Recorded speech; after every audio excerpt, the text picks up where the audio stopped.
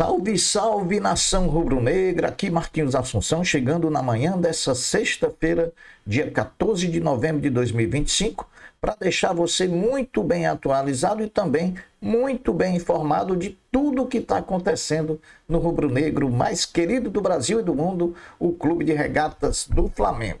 Bom, antes da gente trazer esse giro de notícias do Mengão, eu peço a você, rubro-negro, que ainda não é inscrito no nosso canal, que se inscreva, que deixe o like, que compartilhe os conteúdos nas redes sociais, que também você ative o sininho das notificações para que o YouTube possa notificá-lo de tudo que tiver acontecendo de novidade aqui no nosso canal e que, por fim, você hype o vídeo para que a gente tenha um engajamento maior perante a plataforma. Dito isso, vamos às notícias do Mengão, porque aqui não tem enrolação.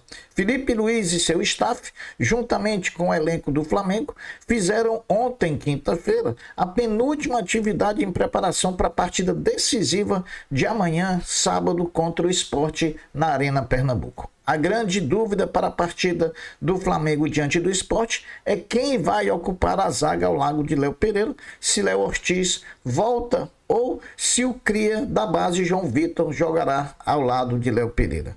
Até por conta da ausência nos treinos desde a reapresentação, o zagueiro Léo Ortiz está fora da partida contra o Sport e a tendência maior é que o jovem João Vitor seja o companheiro de Léo Pereira diante dos pernambucanos amanhã às 18h30 na Arena Pernambuco. Expectativa também pela formação do meio-campo, com as ausências de Arrascaeta, Jorginho e Carrascal.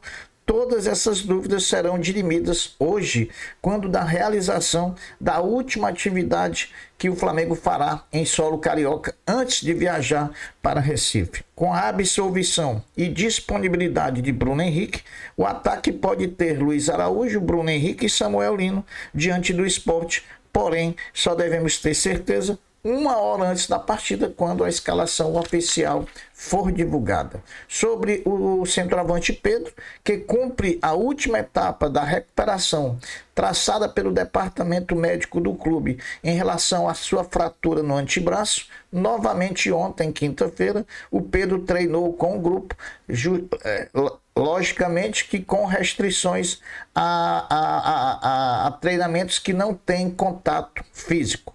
Em verdade, Felipe Luiz deve, além de definir o time titular, definir também no treinamento de daqui a pouco no CT de Urubu a lista dos relacionados que, com a ausência dos jogadores convocados para a data FIFA de novembro, terá a presença de vários jogadores sub-20 no elenco do Flamengo, tais como Iago, Daniel Salles, Douglas Telles e Ian Roberto.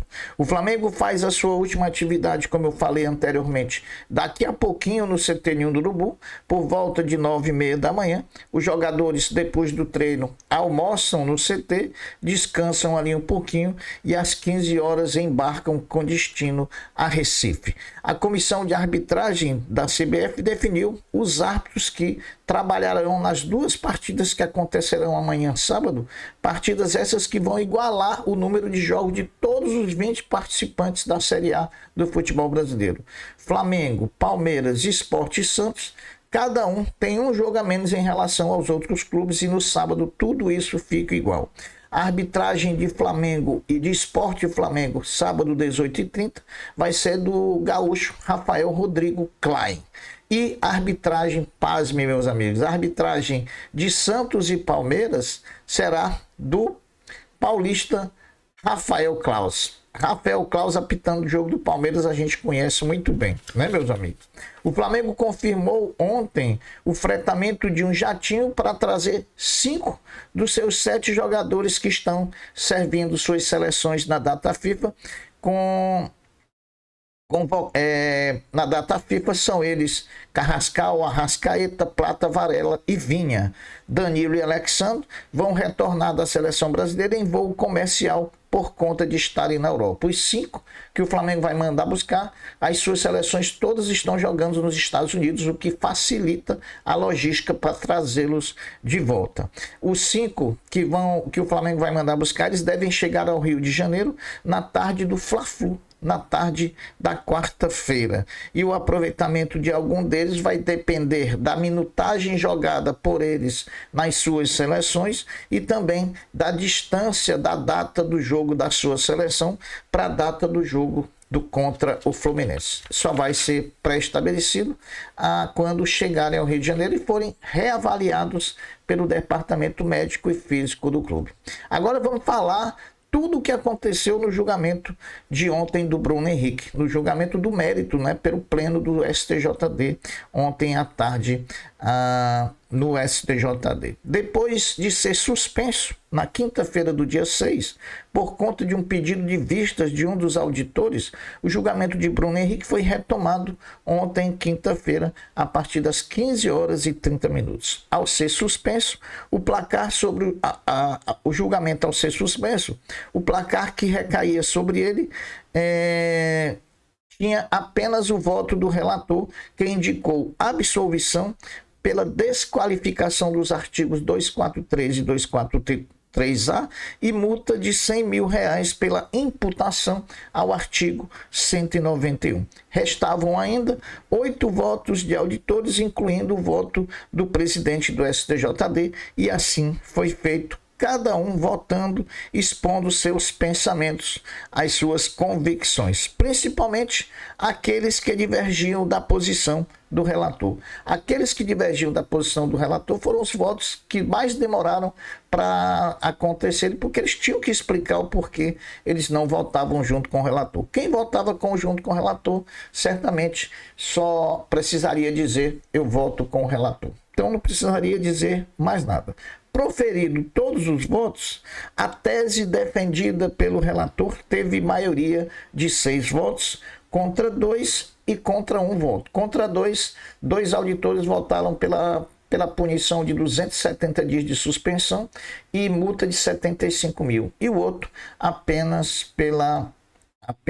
por uma punição mínima, né? E assim foi feito. Bruno Henrique livre para jogar o restante do Brasileiro, como também a final da Libertadores no dia 22. Uma coisa é certa: se quiserem punir o Bruno Henrique, terão que mudar o CBJD. Você não pode punir alguém por uma lei por algo que não seja tipificado na lei como crime. Portanto, foi coerente a decisão do do Superior Tribunal de Justiça Desportiva, STJD. A Conmebol abriu ontem, quinta-feira, a venda dos ingressos para o público em geral da final da Libertadores da América. A comercialização está sendo feita exclusivamente pela plataforma oficial da entidade. Falando ainda em ingressos, entrevista de Alejandro Domingos, presidente da Conmebol, confirmou ontem que 80% dos ingressos para a grande final já estavam comercializados, ou seja, já estão comercializados. Depois da grande vitória em cima do time de Franca, jogando em Franca, interior de São Paulo, o Flamengo Basquete, o orgulho da nação, já volta às quadras do NBB 25-26, amanhã, sábado, às 17 horas, novamente em São Paulo, contra o Paulistano, com transmissão da Flamengo TV. Ainda falando de esporte olímpico, hoje, sexta-feira, às 18h30, o Sesc Flamengo volta às quadras da Superliga Feminina de Vôlei, enfrentando no Tijuca Tênis Clube a equipe de Brasília, com transmissão do Sport TV. Lembrando que o Sesc Flamengo, o vôlei feminino do Mengão, está invicto na competição com 3 jogos em 3 vitórias. E o basquete, que eu me esqueci de citar, é também o único time invicto do NBB 25-26, com 9 jogos e 9 vitórias. A Prefeitura do Rio de Janeiro, por meio da Cor Rio, está preparando a cidade para a grande festa da torcida rubro-negra no embarque do Flamengo rumo à final da Copa Libertadores da América em Lima, no Peru. O Aeroflá está marcado para o dia 26/11 e promete reunir mais de 10 mil torcedores rubro-negros em um verdadeiro espetáculo de apoio ao time, né? Vamos fazer o nosso Aeroflá, porque toda vez que fizemos, trouxemos a Libertadores. Em 2021, não teve, porque o Flamengo saiu direto de Porto Alegre para o Uruguai, mas dessa vez o Flamengo joga em Belo Horizonte dia 25 contra o Atlético, vem ao Rio de Janeiro para participar do Aeroflá. Flamengo, para variar, continua sendo líder após 33 rodadas da média de público do Campeonato Brasileiro. Saiba o top 3 em média de público pagante na competição. Em primeiro, Flamengo, 50.822 torcedores de média. Em segundo, Corinthians, 41.856. Em terceiro, Cruzeiro, 37.110. Em quarto, Bahia, 34.496. E em quinto, São Paulo, 33.796.